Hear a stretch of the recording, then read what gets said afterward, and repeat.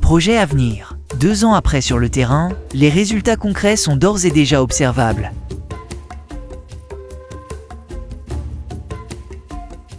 En République démocratique du Congo, les zones rurales concentrent à la fois un potentiel agricole considérable et des défis structurels majeurs en matière d'emploi, de sécurité alimentaire, de nutrition et de gestion durable des ressources naturelles. C'est dans ce contexte que s'inscrit le projet à venir, avec une ambition claire. Contribuer à l'autonomisation économique des femmes et des jeunes ruraux, renforcer la production agricole locale, améliorer la sécurité nutritionnelle et promouvoir des systèmes productifs résilients face au changement climatique. Mise en œuvre avec l'appui financier et technique du gouvernement congolais, de l'Agence française de développement, du Fonds international de développement agricole et du Fonds pour l'environnement mondial, dans les provinces du Kwilu, du Kwango, du Congo central, du Maïndombe, du Haut-Katanga et du Lualaba, le projet Avenir déploie une approche intégrée, fondée sur le faire-faire, l'ancrage territorial et la responsabilisation progressive des acteurs locaux. Sur le terrain, après 2 ans, les résultats concrets du projet à venir sont d'ores et déjà observables. Coach technique, coach entreprise, c'est pour dire que les bateaux déjà préparé, réponse pour la mituna na bino ananios. Balobi boko sala na plan d'affaires, c'est la raison de la formation boya. L'un des résultats majeurs du projet à venir concerne l'entrepreneuriat agricole des jeunes et des femmes. En 2025, pour la phase pilote, 145 jeunes entrepreneurs ont été accompagnés en incubation, contre 36 seulement quelques mois auparavant. Parmi eux, 93 ont déjà finalisé leur plan d'affaires et sont actuellement en phase de validation par les comités locaux de sélection. Parallèlement, 119 bénéficiaires ont intégré un parcours d'accélération, soutenu par un dispositif de mentorat structuré. Ces résultats traduisent la consolidation progressive d'un écosystème entrepreneurial rural, appuyé par des partenariats financiers formalisés. Le projet a également renforcé ses partenariats stratégiques à travers la signature de 3 conventions avec Equity BCDC, SM Gilgal et Anadec, dans le but de faciliter l'accès au financement et l'appui technique. Ces avancées témoignent d'un engagement fort en faveur de l'autonomisation économique des jeunes et des femmes rurales, plaçant l'innovation et l'inclusion au cœur de la stratégie du projet. Ainsi, les résultats enregistrés à travers les centres GAP Sarlu et Agromaf marquent la clôture réussie de la phase pilote du volet entrepreneuriat du projet à venir. L'amélioration durable de la production agricole constitue un pilier fondamental du projet à venir. Dans les zones d'intervention, le projet a contribué à structurer une filière semencière locale, en appuyant 12 agrimultiplicateurs accrédités pour la production de semences certifiées de maïs et de riz.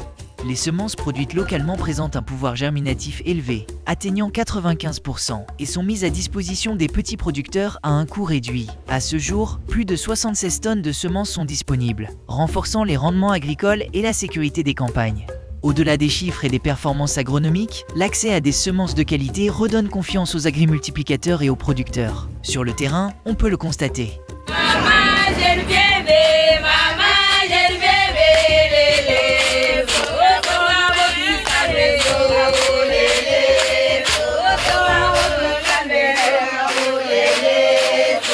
L'amélioration durable de la productivité agricole repose aussi sur le renforcement des capacités locales. Dans cette perspective, le projet Avenir déploie l'approche des champs-écoles paysans, ou CEP, comme un levier central de diffusion de pratiques agricoles durables et d'autonomisation des producteurs. Cette démarche participative, fondée sur l'apprentissage par la pratique et l'expérimentation en conditions réelles, permet aux agriculteurs d'analyser leur système de production, de comparer différentes techniques culturales et d'adopter des décisions adaptées à leur contexte agroécologique.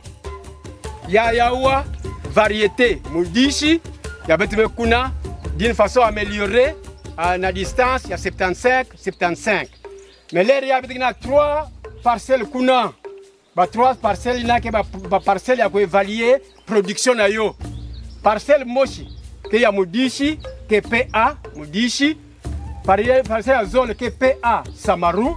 Nous zone qui est des variétés améliorées. Samaru qui est en tête, il y a Moudichi Melanda. Et puis il y a même Kolena Tibo Yansuka, qui est variété locale, qui botche. Dans les zones du projet, l'approche des champs-écoles paysans se traduit par des résultats concrets et mesurables. Dans le Kwilu, 14 CEP ont été mis en œuvre avec la fédération Fopacam, dont 3 CEP maraîchers autour de Kikwit et 11 CEP vivriers en maïs et manioc, mobilisant près de 285 producteurs, majoritairement des femmes. Au Kwango, 6 CEP déployés en partenariat avec la fédération FEPACOA ont permis de promouvoir l'association et la rotation des cultures, renforçant durablement la fertilité des sols et les rendements. Au Congo central, enfin, 12 CEP mises en place avec la fédération FOPACO couvrent une large diversité de spéculations agricoles et mobilisent plus de 380 producteurs. Encadrés par des animateurs locaux formés, les champs-écoles paysans fonctionnent comme de véritables laboratoires à ciel ouvert, favorisant la diffusion rapide des bonnes pratiques et posant les bases d'une agriculture familiale plus productive, résiliente et inclusive, portée par les communautés rurales elles-mêmes.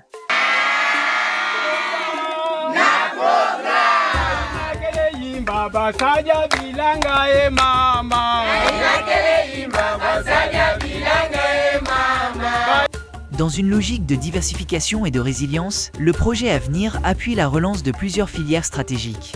La riziculture connaît une dynamique progressive de relance dans le Congo central, le Kwilu et le Mai-Ndombe, à travers l'introduction de variétés performantes et l'adoption du système de riziculture intensive en partenariat avec le programme national riz PNR en République démocratique du Congo. Les filières cacao et café, mises en œuvre en partenariat avec Ricolto, se structurent à travers la mise en place de pépinières, la réhabilitation de plantations et l'implication active des jeunes et des femmes au sein d'entreprises de services agricoles du Kwilu et Kwango. La pisciculture bénéficie également d'investissements ciblés, avec la relance de centres d'alvinage de Senadepa à Kikwit et Kasangulu, capables de produire localement des alevins de qualité et de soutenir durablement les chaînes de valeur halieutique. On a équipé cette closerie que vous voyez, il y avait seulement les vaches, il n'y avait rien. Ils nous ont soutenus avec les panneaux solaires.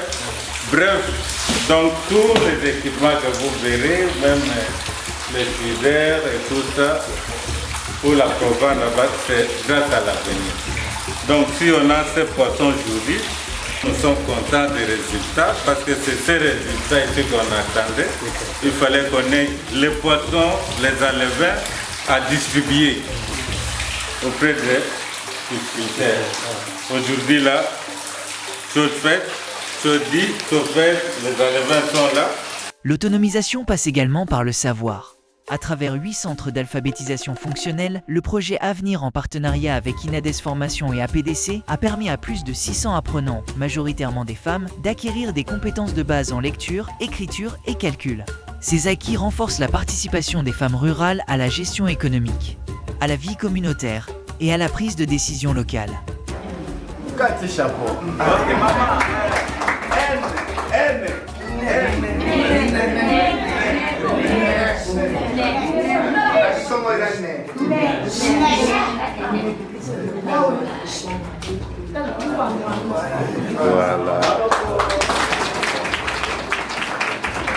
Au-delà des acquis en lecture, écriture et calcul, l'alphabétisation fonctionnelle transforme la confiance et la participation des femmes rurales. Lors de la mission de supervision des partenaires techniques et financiers en novembre 2025, des mamans alphabétisées à Kenge ont exprimé leur fierté et leur reconnaissance à travers un chant, témoignage vivant de leur inclusion sociale et de leur engagement au sein de leur communauté.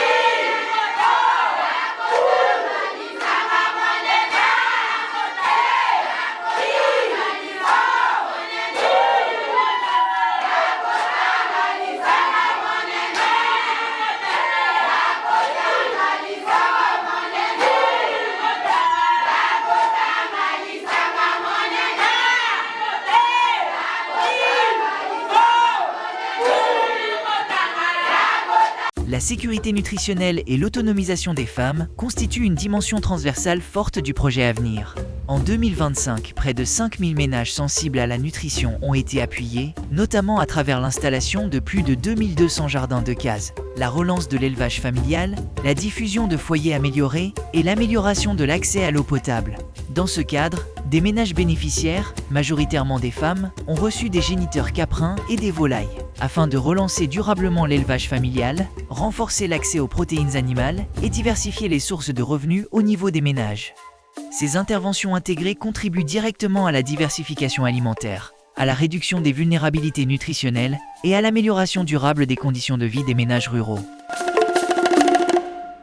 Sur le plan de la gouvernance foncière et environnementale, le projet Avenir a franchi une étape structurante avec l'élaboration de 4 plans simples d'aménagement du terroir modèle, conçus de manière participative avec les communautés en partenariat avec ERAIFT et les fédérations.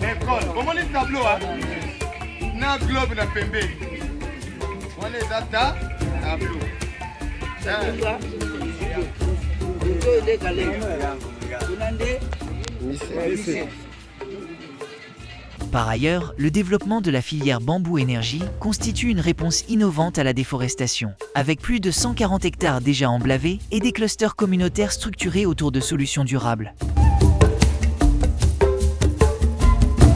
Ces actions renforcent la résilience des communautés, des territoires et la gestion responsable des ressources naturelles.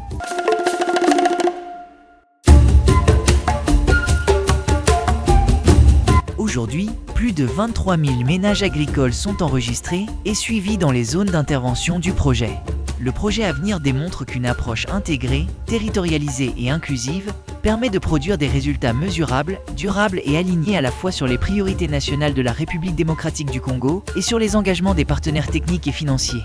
Ces résultats sont le fruit d'un leadership stratégique assuré par le coordonnateur national, Justinien Bassirongo Bignoma, de l'engagement constant de l'unité de gestion du projet, des antennes provinciales et de la mobilisation effective des partenaires opérationnels sur le terrain.